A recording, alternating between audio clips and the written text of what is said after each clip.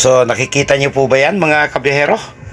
Ganyan po kahirap yung daan patungo po dito sa Kalawis via sa Pinit Road mga kabiyahero. So anim po kami at lahat po ay ganyan po yung naging karanasan bago po makarating doon sa aming pupuntahan. Ganyan po kadelikado at kahirap yung daan.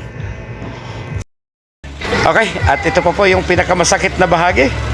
Yung pong bungad mismo ng resort kung saan po kami magbababa ng pasahero ay kasalukuyan na pong binubungkal at nakarating na po dito yung construction. Kaya doble sakripisyo mga kabiyahero.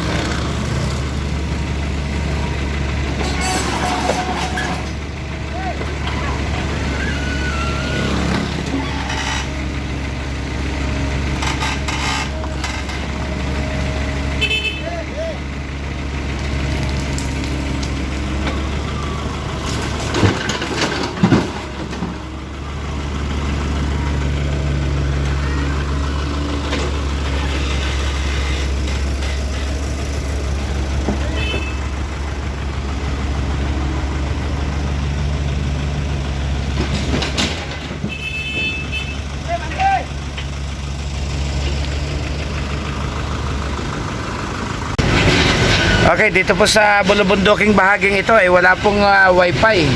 Wala pong signal ang cellphone, pero may mga wifi po yung mga ilang bahay at ilang tindahan. 35 po yung pakikisabit. Maghapon na po yung 35 pesos mga kabiyahero. So dati na po tayo nagpupunta rito at hanggang ngayon po yung ating sticker na ikinabit dito mahigit na pong isang taon na naririto, nakadikit po dito sa kanilang estante mga kabiyahero. Ayan, may signal na po tayo, makakapag-edit na po tayo. Okay, tapos na po kaming mag-breakfast. Nang hinayang sa soft drinks, may baon pa. Balik na po kami sa garahe, sa parkingan ng aming mga bus. Medyo i-idlip muna kami at madaling araw po kami gumising. So may isang biyahe pa, may isang batch pang natitira sa Saturday ulit. Dito ulit ang punta namin sa Saturday. Tatlo? Hindi tatlo. Nawala. Ayaw, wala. Dito pala ito.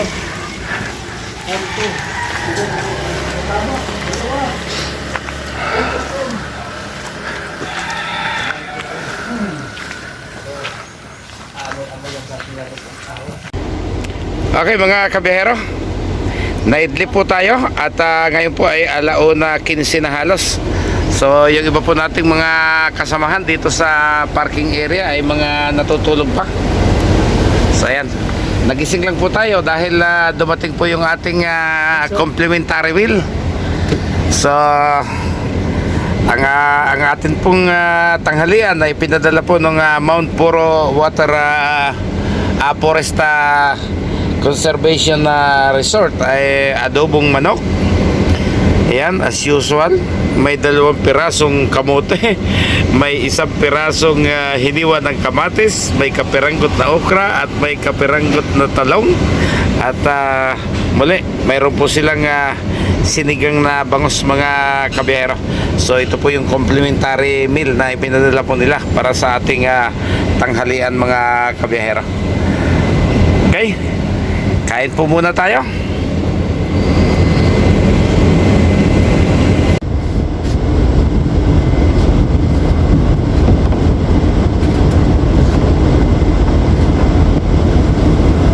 So ito ang buhay biyahero mga kabiyahero. Medyo malayo po kasi yung mga karinderya. Maglalakad po tayo ng almost 800 or 1 kilometer, 800 meters or 1 kilometer kung tayo po kakain doon sa baba.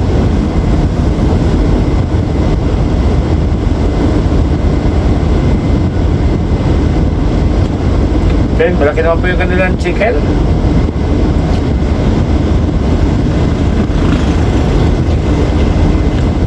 Halos mga 300 estudyante po yung dala natin dito.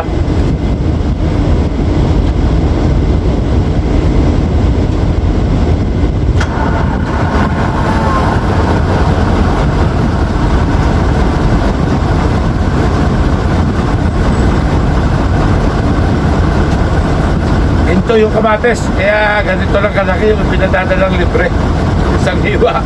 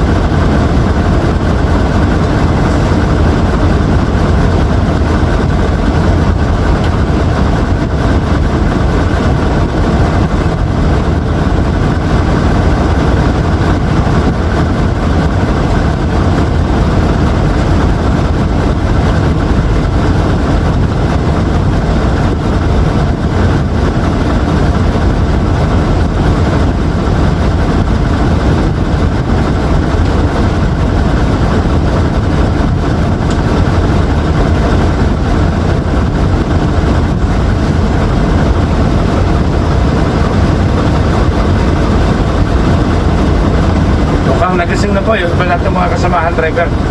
May nagbuhay ng makina. Siguro kakain na rin po sila ng tanghalian.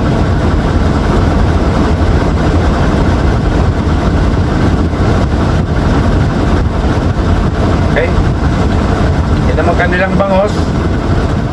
Boneless. Kaya hindi rin po mahirap kainin.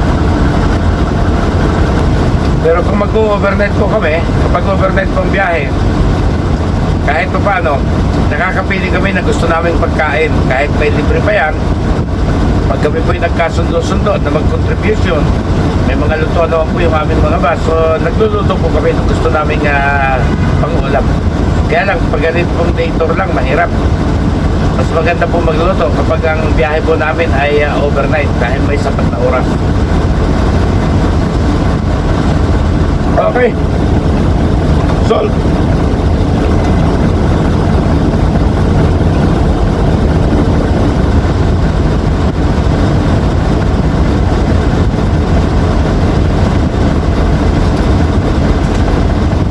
At dahil tapos na po kumain, balik ulit sa pagtulog mga kabiyahero. Salamat!